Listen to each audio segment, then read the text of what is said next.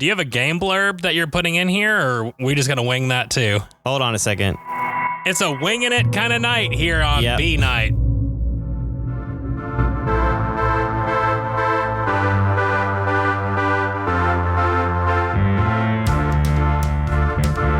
Hello there, ladies and gentlemen, friends and rivals. My name is Jared, and with me is my buzzy friend, Ian. That's me. We will be your hosts for the podcast. We are honored and grateful that you've joined us here at our table. Here at the Game Table Podcast, we take a look at various board, card, and other tabletop games.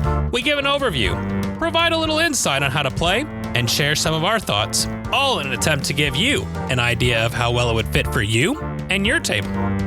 Today, we will be looking at Apiary, designed by Connie Vogelman, artwork created by Kwanchai Moriah, and published by the Blessed Stonemaier Games. Oh, Stonemaier. Apiary is a 1 to 5 player worker placement game where players will take on the role as the humble honeybee. Buzzy buzz buzz. In this distant future where humans no longer exist, these honeybees will use their evolutionary skills to create a beetopia. Oh. The bees will do this in many different ways via actions on the board, and whichever bee player has the most points at the end of the game will be crowned the ultimate queen bee. Let's review Apiary.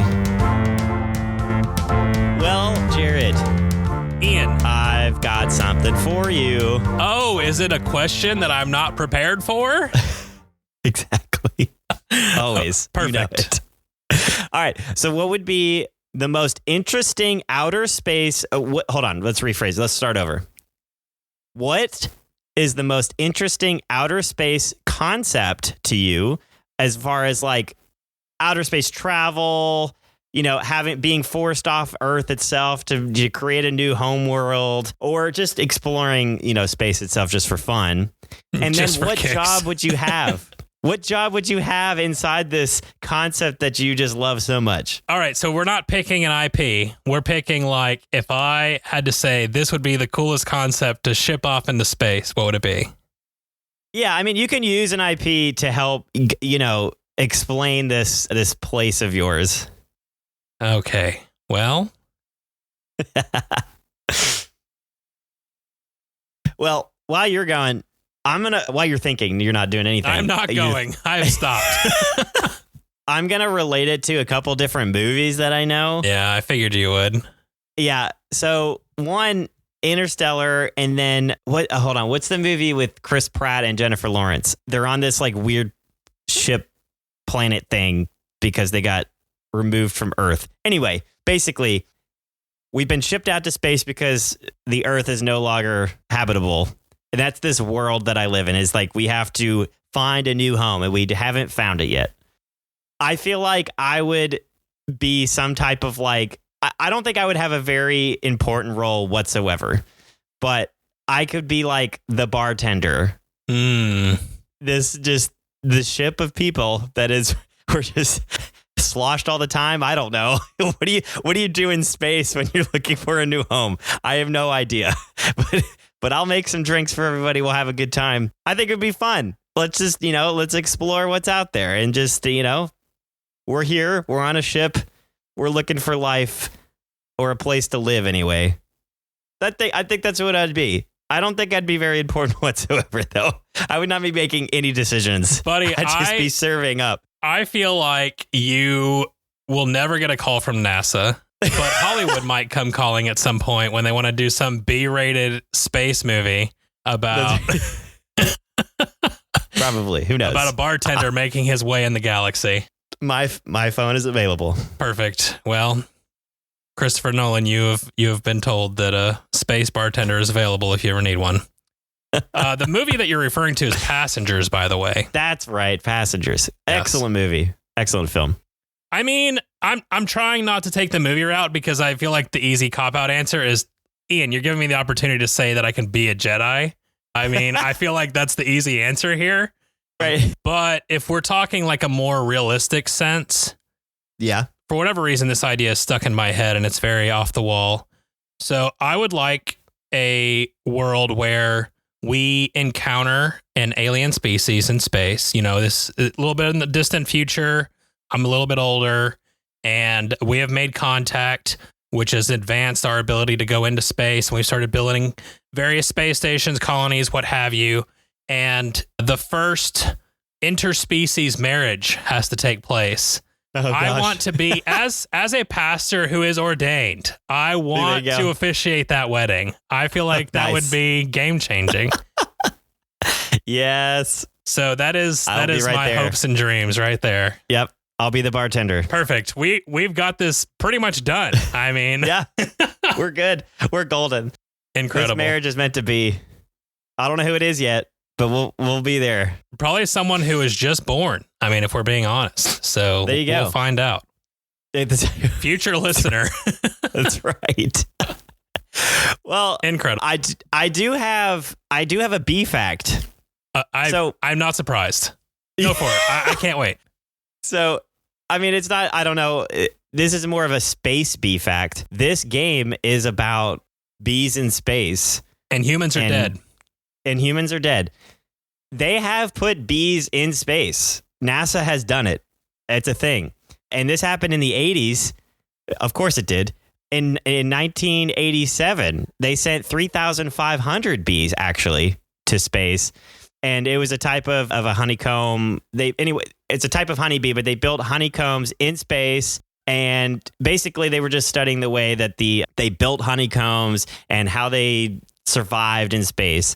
And in the end, it didn't prove a whole lot, but they did survive. And so, wow. I don't know. It's not looking good for the human race because these bees are be able to create different structures and all this inside space in 1987. So, and NASA did this, which is wild. I mean, to be fair, though, the little game blurb never implies that bees killed off the humans. No. They just decided to move on. It doesn't disregard it either. It's a possibility. That is true. That is very true. It literally says in the description of the game, the human's demise unknown. Keep your head on a swivel. Question That's mark. what you got to do. Honeybees. Never know when the bees are going to become super intelligent and just take it all over. And also there is, and now I can't remember, but there is a type of honeybee. Yeah, it's a type of pollinating bee that creates honeycombs and stuff by itself. It's an individual singular bee that creates its habitat for itself. It doesn't live in a colony. It's a very odd type bee. And they did put that one in space, I think, in the 2000s at some point recently, I think 2016 or something like that. So they've also done others. And that would be the one. That'd be the one that get us. It's going to be that self-sufficient, independent bee that's going to get us all. So just watch out for those ones. Very interesting. I mean, yeah. I never knew there was a lone bee. I thought it was way more of a hive situation going on. Nope. There is one. I don't remember the name of it, but it's there. Much like this podcast, there's an exception to every rule. So in every game. That's right. Every rule of a game. That's right. All right. Well, speaking of rules. Well, before we do that, I want to make sure we haven't done this in a while. But I want to make sure that we touch on our designer friend here because she deserves the credit. She deserves the credit. And I will just quickly note as we're finishing up talking about the overarching theme through our questions here. And if it was not for Stonemeyer, there is 0% chance that I would have bought this game because I took one look at bees in space and I'm like, I don't get it. It bees just, in for space. me, it was just not, it didn't speak to me. But right. I am very impressed with our designer here. Her name is Connie Vogelman. This is, in fact, her first game. Wow. Yeah, that's ridiculous. This game is very heavy and has some absolutely brilliant ideas displayed. And yeah, that's crazy. She must have a lot of experience and a lot of good ideas and is very smart to put this all together. She is an attorney by day. Okay. So there is definitely some intelligence going on in that brain of hers. So I listened to I listened to an interview that she did a couple months ago and then also read a different one. So if you want to check those out, I will have them linked in the episode description. One, the written interview is from gamingtrend.com, And Champions Corner did a video interview on YouTube. Feel free to go check those out. But I just pulled a couple of quick things from there that I wanted to talk through. So she was introduced to games in law school, and then like her whole circle of friends kind of that became the thing. And I was really impressed by her story here about how she got into game design, because it was actually her partner, David, who had a game design idea that he kind of dove into. And she was like, okay, I'll help. I'll do some play testing, a little bit of graphic design, things like that. But really wanted it to like be his project as whatever. It didn't pan out. He kind of fell out of, desire to do it. Found out really quickly he did not like game design, but she fell in love with it. So it's kind of interesting how that kind of thing can kind of fall into place the way that it does. Yeah. And so I thought that was a cool little story. And she's been very vocal about wanting to spread diversity into the gaming hobby, which I'm all for. A lot of conventions that I go to, it's mostly white dudes that I just see everywhere. But for sure, I love, getting my girls into the hobby. Anna's really into it. I know Julia is too. And one comment that she made about it that really stuck out to me is that diversity, if you want diversity with designers and publishers and all of that, it has to all start at the base level. So including people when it comes to game nights, or welcoming people at conventions, and just introducing yourself and letting them feel welcome. That becoming a welcoming group is the path to let diversity continue to grow through your hobby. I thought that was really well said. She said it better than me, actually. No, that's very wise and very true. Is that, when it comes down to diversity, how do we create a more diverse world? It starts with the individual. That's right. It's right there. So I think Apiary is going to be a really big success for her. And I know that they've said she's already got more projects in the works. They've announced one of those projects. It's called Wormspan, also going to come from Stonemaier. But I know that she's got other stuff going on too. And I'm excited to see, because I was really impressed. I mean, we talked about other first designers with Tenpenny Parks, what Nate Linhart did there. But I think Connie took it to a new level. I was really impressed with Nate's, but this was really good. And it brought some innovation to the hobby, which I really liked. For sure. Yeah, totally.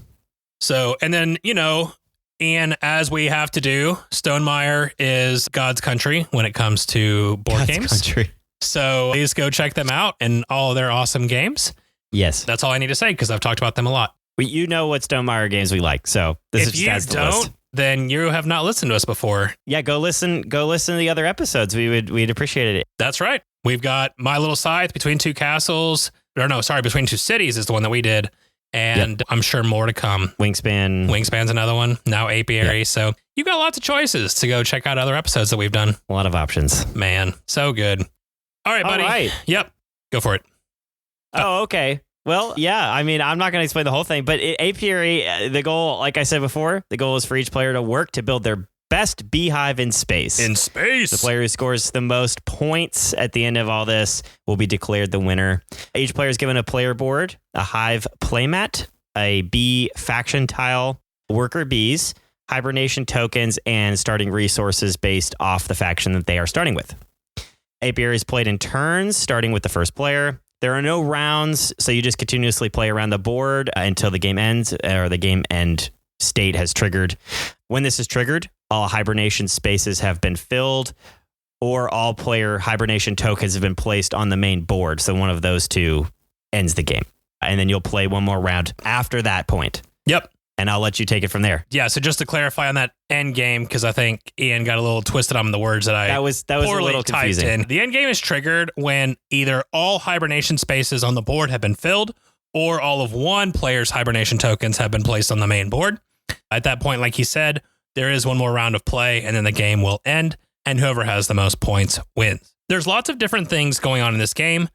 It's going to feel like I'm throwing a lot at you if I were to go through all of it. I'm going to do my best just to summarize, because this isn't a how to play video so much as we're trying to give you an idea as we talk through the rest of it.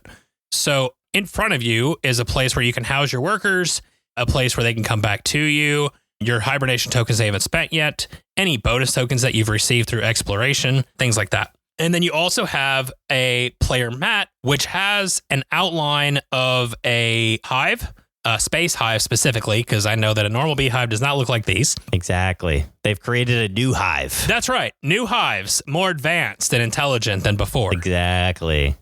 But basically, it gives you a space where you can house the various hex tiles that you're going to buy. And that is where you will also house your resources and things of that nature. On your turn, you can do one of two things. You can either take one of your worker bees, and these worker bees have 4 sides to them, numbered 1, 2, 3, or 4. That determines the amount of strength that each worker bee has. So you will have the opportunity to place one of those worker bees into a location and do that location's action, or you can retrieve. We'll go over retrieving in a little bit. If you are going to do one of the 6 action spaces, you can either explore, grow, carve, convert, research, or advance. If you explore, this is basically where you get your resources. There's a queen bee ship that you can move around the board depending upon the amount of strength of your worker bee that you place on this action. So if you place a strength 2 worker, you can move it 2 spaces. If there's already a planet there, you will claim the resources that are on it. Or if there's no planet there yet, you'll get a bonus for exploring new space, and you'll still get resources based on the planet that you find.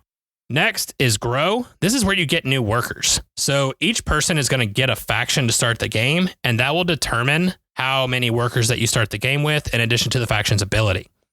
To get more workers, you can have up to 4 at a time. You have to go to this grow space. You'll spend resources to be able to gain them, or you could potentially gain more room to add onto your hive. If you carve, you can only take a strength 4 worker there, but then once you pay the cost for the tile, you're adding an endgame scoring feature that'll be worth a lot of points. This is a very important part of the game that you want to make sure that you're getting at least one of these so that you're getting additional scoring. It's not required, but it definitely helps. Converting is taking those resources that you've earned either through exploring or other means and converting them into other resources. This is important so that you get the all-important wax and honey, which are much more valuable than the basic 3 resources of fiber, pollen, or water. When you research, you are able to draw cards. These cards can do a couple of different things. They are either seeds that you can plant that will be worth points at the end of the game, depending on what they require. They will count as an additional basic resource if you want, or they have a cool ability that can be played on your turn in addition to the worker that you play. Some of the abilities are really turn breaking and can really be a game changer for you. So I really like those. And then last is advance. Advance is where you buy most of your tiles that are going to go into your hive. There's farms, recruits, and developments. Farms are basically how you gain a lot of income without having to go exploring again.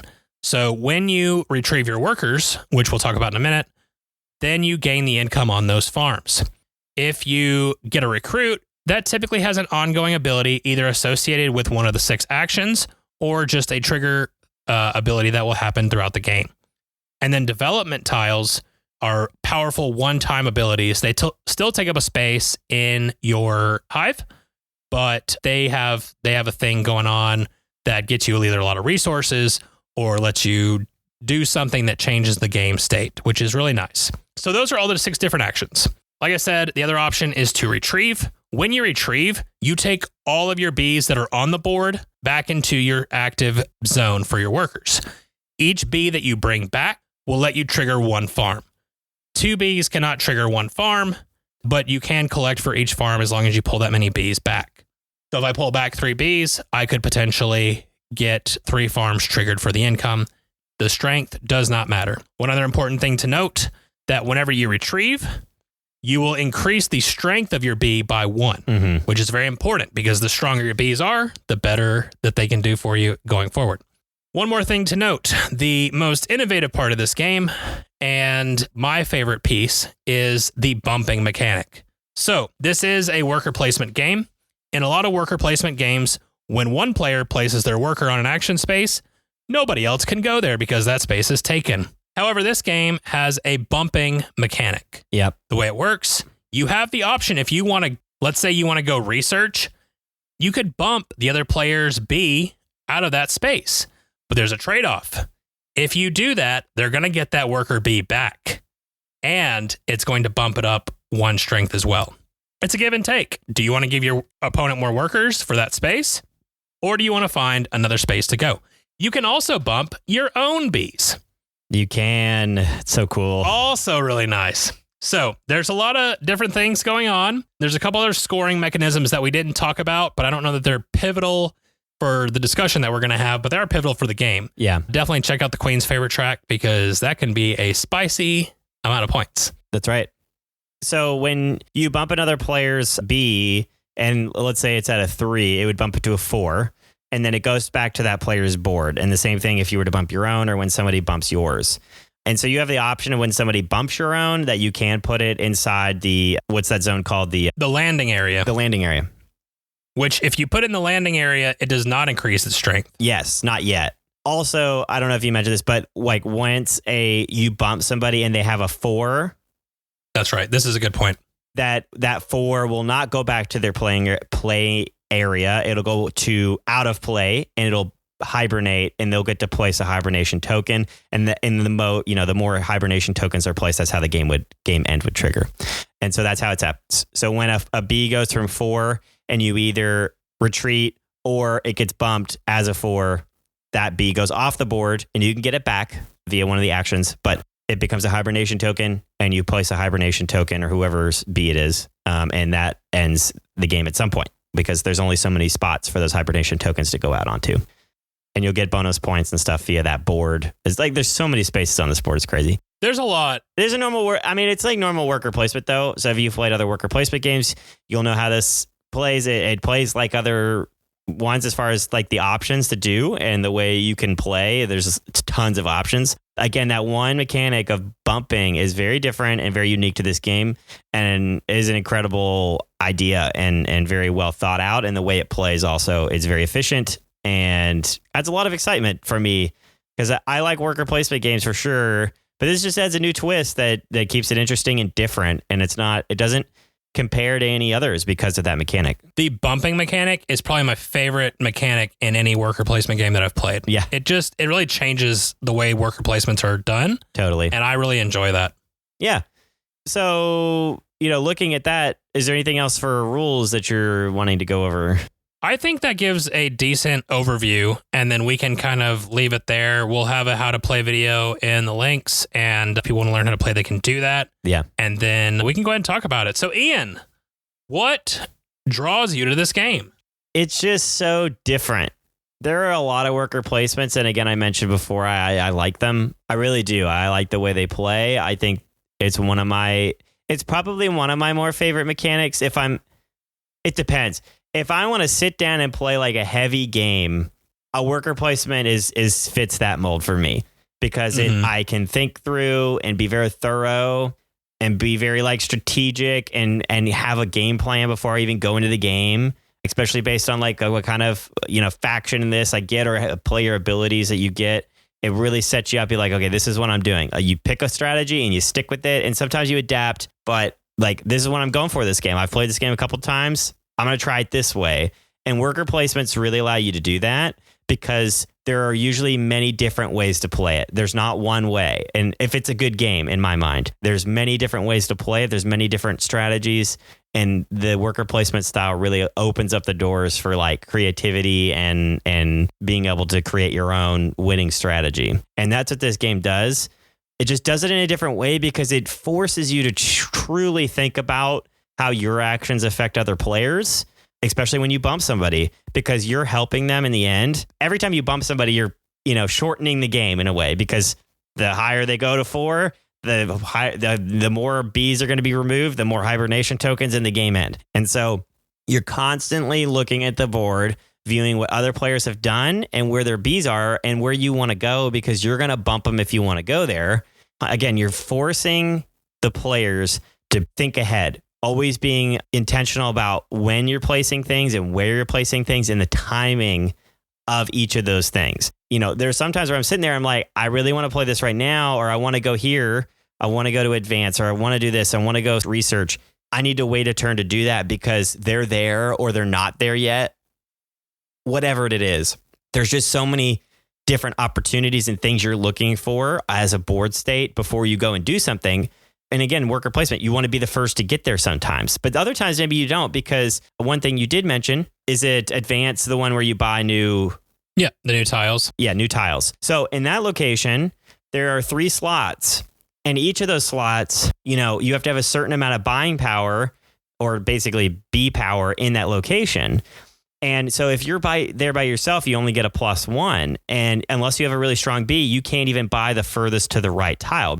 A small number, you can only buy the first tile in the trio. Right. But if you want somebody to go there first, even if they put a 2 down and then you have a 2 after that, like, it opens up the door. So sometimes you don't want to go there first. You want them to go, bump them down, and it just creates, there's just so many more timing issues and timing things and interactions happening in this. It's not adding an overwhelming amount to the player, because it's not like, okay, I have to think 7 turns ahead when he plays here. No, you're just reacting in real time, obviously, and there's things that you're waiting for, but it's not like hurting my brain thinking about it. And so, but you are focusing about the other players, in my mind, a lot more, other than like, oh, I don't want them to take my spot. That happens in all these games. But really thinking ahead and thinking, okay, well, which locations do I want? Which ones am I okay with them being there first? Which ones am I okay with being there second? And how do I, there's a couple locations where the numbers get added together.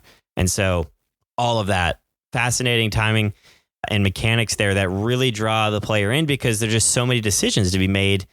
And in my mind, they're not super overwhelming. Like the first game, maybe like you're really like, okay, well, how do I even play? Obviously. But in the end, it's just like you're kind of looking at the board state and seeing what you want to do with your turn. And it just adds so much to a worker placement that is just so different. And that's a massive, massive draw. One of the things that I would advise people going forward, if they pick up this game, you and I, when we first played it, we tried to absorb the whole board together. Yeah. And I think instead, if you break the board down into those 6 different actions, it becomes a lot easier to choke down. Yeah. And at that point, you're just saying, okay, there's this whole board, but really I'm just choosing between these 6 individual small things, and then I'm going to try and string them together as I go along. Mm-hmm. And I guess you do that for a lot of worker placements, but I think the way this board blends together, and it does it really well. The artwork on that is incredible. And I will say this too. This is one of the fastest I was wrong moments that I can just put out on the airwaves. But I was wrong about the theme. As I got into this and I played it more, I'm like, man, this is so cool. I would have never realized on the face of it that this was such a cool theme. But now that I'm in it, I'm like, yeah, I could do a movie about bees in space and trying to figure it out or whatever. I think that'd be fun. The way they tie the theme into it does work. It's not just slapped on. It's really not. Oh, 100%. Yeah, it's not slapped on. It makes sense to the game. Even it's the convert. So when you convert, it's like you pull a couple different resources together and create something new. And so what is it? To create wax is what, the pollen and water? I think it's a pollen and water. Yes. Yeah. Pollen and water. And so it is genius, because you have to convert, and there's basic resources, and then you have to convert them to, honey or wax. Those are the 2 prime expensive resources that you use to buy other things or get some really expensive buildings that give you victory points, the victory point end game tiles.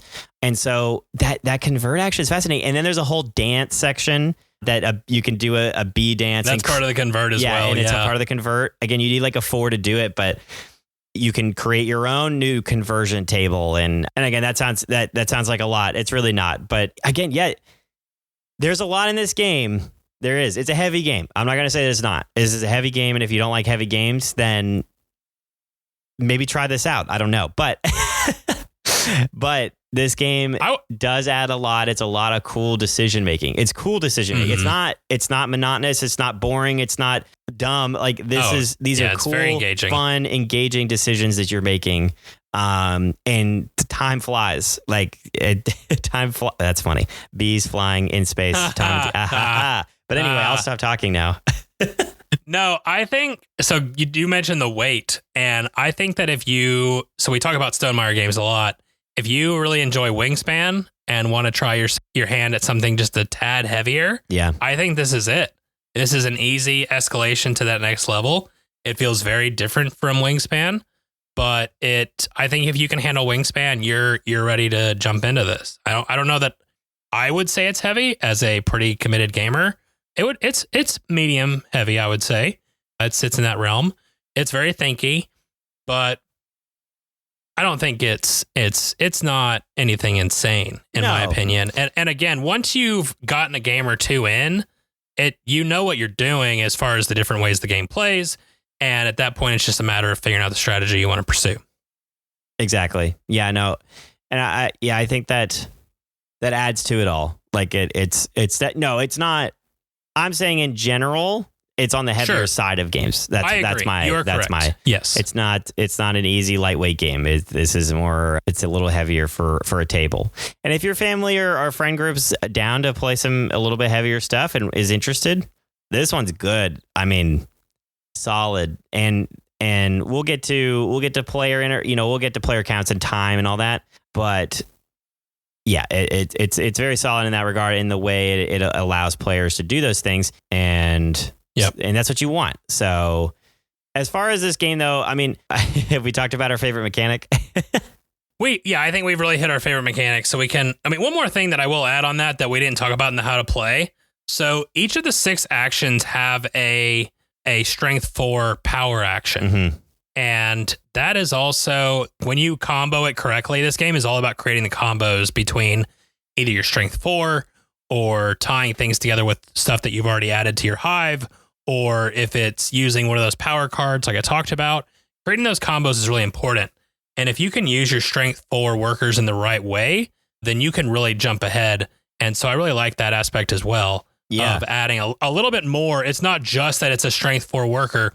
It also does something extra. Yeah. And so with that, like, another favorite mechanic of mine is the research cards, the plant cards.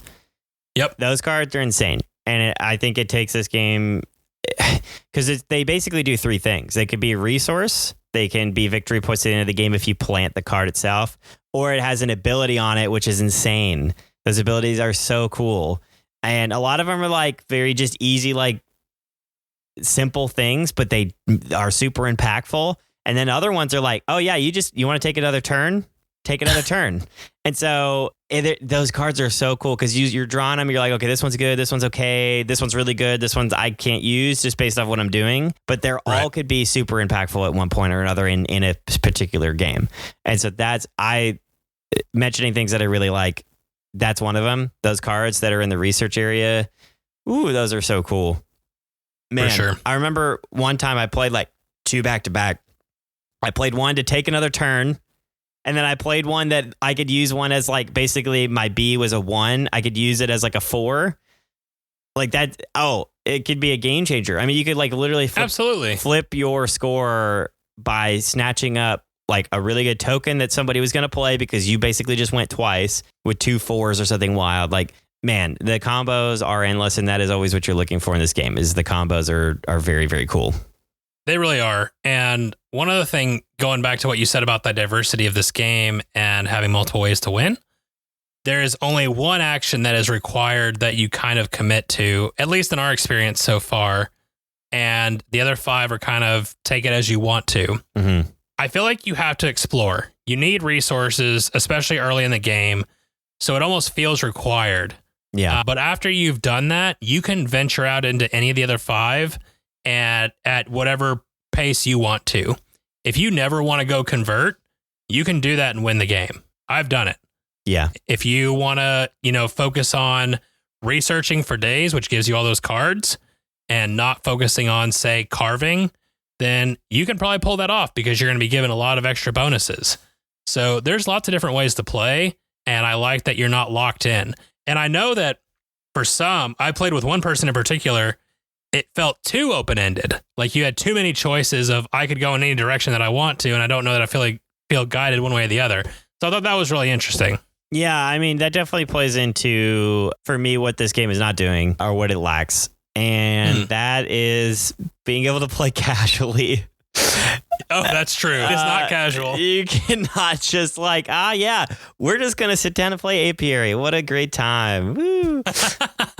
No, it's a great time, but like you can't just like it's not a casual great time. It is a think. And it's not like overly complex, but you think about this game. You are constantly thinking on your turn, what do I do? What's the best decision? And usually it's probably the wrong one that you end up making, or at least for me. I always make the wrong decision. But in the end, yeah, it's really hard to just sit down and not think about this game. So if that's what you're trying to do, then stay away. I do also think, in my mind, if you fall behind, I feel like it's kind of hard to climb back in this game. It's not very forgiving, especially as a new player. I just, if you were new to playing in a group that's, experienced, then don't plan on winning. It's going to be hard because there's just so much stuff to learn, and that's part of games. But it is tough as you fall behind because there's not any type of catch up mechanic. Honestly, I guess in a way, if all their Bs are maxing out at 4s and they go back to 1s and then yours are really strong again, potentially that's kind of the catch up mechanic. But it just doesn't feel like I don't know. It's tough. Especially if you fall behind early and you're not experienced to know what you want to try and achieve, then it does get challenging because you don't continue, because as you progress and you get better and you get more developed as the game goes on, you get more resources, and then you just have a resource pool of being able to buy things. If you don't create that and stay up with the other players, they're going to start buying everything, and you might not be able to get anything that you really wanted because they're going to get it first. And so that's my one issue. That could be any game, though. I just know that it does happen in this. So just be, weary of that because it can happen, and it can be frustrating if it does happen to you. So, yeah, anyway. I get that. I don't know, man. I'm thinking through it, and I don't know that I have a lot of critiques with this game. I agree that it is not friendly to new players, especially if you have an experienced player playing. It's much harder. So they have basic factions to give people, but they don't have, there's no other, not that I've seen anyways, other real handicap, I guess, to kind of be like, okay, this is the simpler way to play. So there is that. I agree with you. Yeah. I think for me, the thing that's lacking that I always look, whenever we open the box, I'm like, man, I wish there was more of this. I wish there was more hive mats than just the basic 5. Because I've played. Oh, there is only 5 in there. 2, 3, and 4 already. And so I've seen all the hive mats, and I've seen them regularly at this point, and we haven't even played a ton compared to what we play some of our games. And I just wish there was a little more variety there. Because once I see, now I'm gotten to the point where when I see who has what mat and I hear what their ability is, I'm like, okay, I think I have an idea of what they want to do, which is, I guess that's fun, but I like the more seeing the new and the creative of the new thing instead of kind of getting an idea of what they're going to go for because of what they have. Yeah. So I wish, and obviously it's set up so that you could have an expansion with stuff like that. Oh, for sure. But they could just add another board with a whole other action on it or something wild, Yeah, I guess so. I wish that, they should have just doubled the mat. This is 5. They should have just had 10. If they had 10, I would be completely satisfied. Because there's plenty of factions. So you have 25 factions. I mean, take 5 less factions out and add 5 more boards. Honestly, I get it. Because it's a whole board versus a little token, but it's a cardboard piece. It's not even a board. It's just a piece of paper. That's basically true. Cardstock. So one last thing that I'll add that I have seen in a couple of games, but not many. Teaching guides are great, and when you can take the time to add one more sheet of cardstock that has a front and back teaching guide, incredible. I love it. I love having something that I can revert back to without having to have the whole rule book open. So props to Stonemeyer for throwing that in because I think that was an incredible ad. Let's talk about players. Play interaction is high, very high. Very high. Yes, if you have not gotten that yet. Highly interactive. And which I love, by the way. Interaction. I'm not into I like these solitaire games every once in a while. I think they're fine. There's certain instances where it works, but I love the interaction.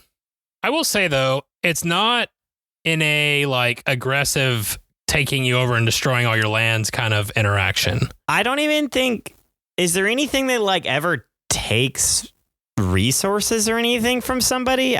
No, there's no aggressive play as far as that goes. No. So while there's a lot of it's really great player interaction actually, because if you choose to interact with the other player, you're benefiting them in addition to getting what you want. Which is incredible. That's the best kind of interaction in my mind. I hate games that like basically you got screwed and they chose violence and there's nothing you could do to stop it and you didn't gain anything. I'm not a huge fan of games that do that personally. Weird. You don't like dying? No, I particularly not. No. But no, this game does have a very just balanced interaction, very balanced, and it's excellent, excellently excellent and well done and well thought out and designed. And speaking of player, so it's 1 to 5. There's a solo, that's right, just like any Stonemaier. And then as far as up to 5, you've played that. Have you played 5?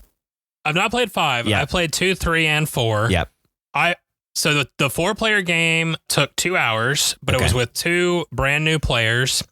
So I agree with what's on the box that you can get a 60 to 90 minute game in for most player counts. Yeah. Once they've got a couple games under their belt. Like obviously first game is a lot longer, but once you get to that 2 or 3 game mark, I think you can get into the 90-minute range for sure with the higher counts. I mean, we played, I think our most recent game was 3-player and we got in an hour and a half, right? Yeah, I think it was even a little bit less than that. Yeah. We kind of clipped at it and to be fair, like we were thinking about it, but I also felt like that game was a little more casual. We were kind of just hanging out at the same time and enjoying and catching up and all that. So yeah. There's a little room for that. There is little room, but I was still just like head down on my turn, thinking really hard about my turn. So you did. There was like 6 times where you're like, my brain. Yeah. So it has moments of being able to talk at the table. There's definitely moments because it's one player at a time. And that the interaction between players on not your turn is like them handing you a B and you just turning it or not. That's right. You have time to think and you can look at your card. Like it can be, yes, you can definitely have conversation at the table. It's not like you're just head down thinking the entire time. Sweet. All right, dude. Let's talk grading and final thoughts and wrap this puppy up. Yeah. Yep. Do you want to go first? No. I'll go first. I think no. Oh. I should go first because I think Are you feeling like you should go first on this one? I feel like I should. Okay, that's fine. Go for it. So and real quick, to be clear, there are no expansions to this game yet. So it just came out in 2023. No, this game's been out for like a month. Yeah. So overall, this game is a masterpiece of design. It's just very thorough in the rules and the way all the action spaces work and they blend together. Theme just encompasses the entire game. It just brings it all together as one big honeycomb of a design, and it's all connected. It's just very well done. It's just an excellent design. There's really no other words to really put towards it for me. It's very fun to play. It has a lot of critical decisions that you have to make.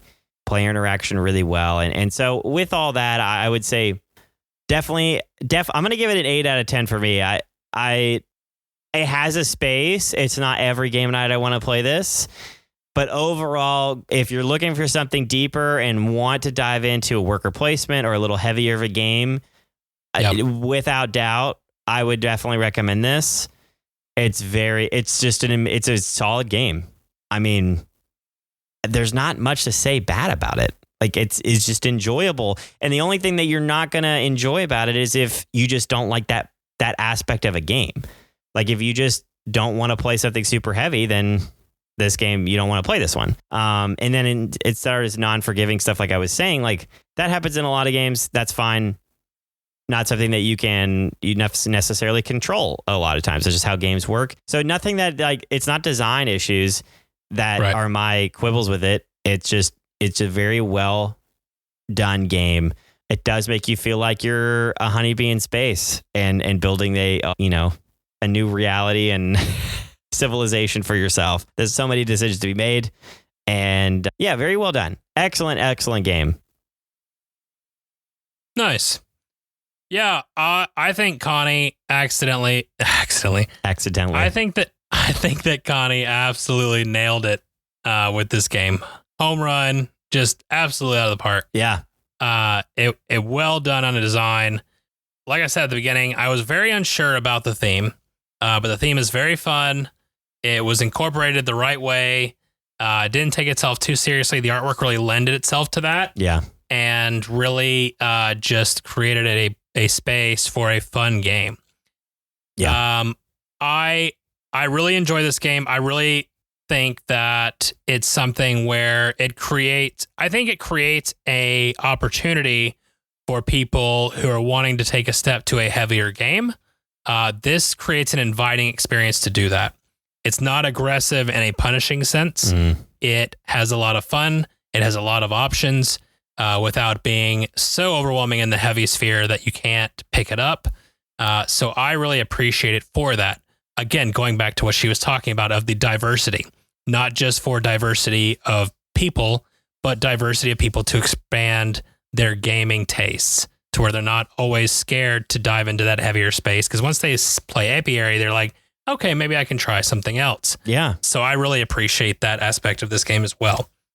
It does house one of my favorite mechanics in board gaming to this day.